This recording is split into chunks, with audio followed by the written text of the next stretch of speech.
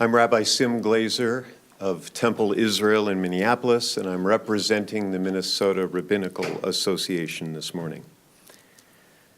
There is little more viscerally disturbing to a Jewish sensibility or to our historical memory than witnessing a family fleeing instability or sure peril and seeking shelter in this country, only then to be separated, parents from children, and then imprisoned with a desperate uncertainty as to whether they may ever see each other again.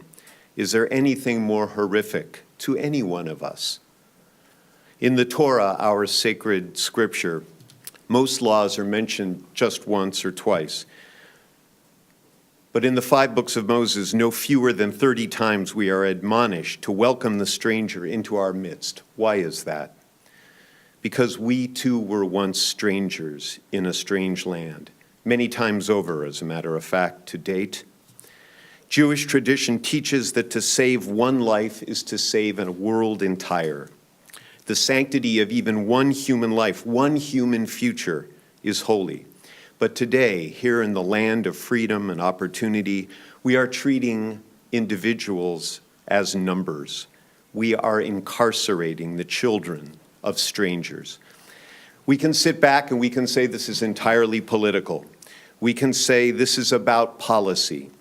We can say this is about a certain kind of people that we don't want here. But these are not abstract numbers. We are dealing with human beings here, and what we are doing to them is immoral.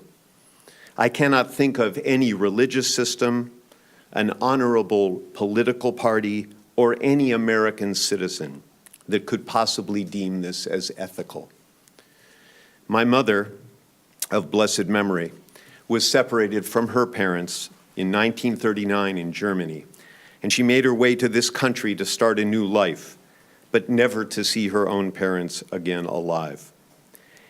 Even in those difficult times, this very country was sending desperate people back to their deaths in Europe, deeming them a certain kind of people, undesirable on these hallowed shores. We know how wrong it was back then when we look at it historically, and one would think that with that kind of history behind us, we would know better now. Isn't our nation better than that?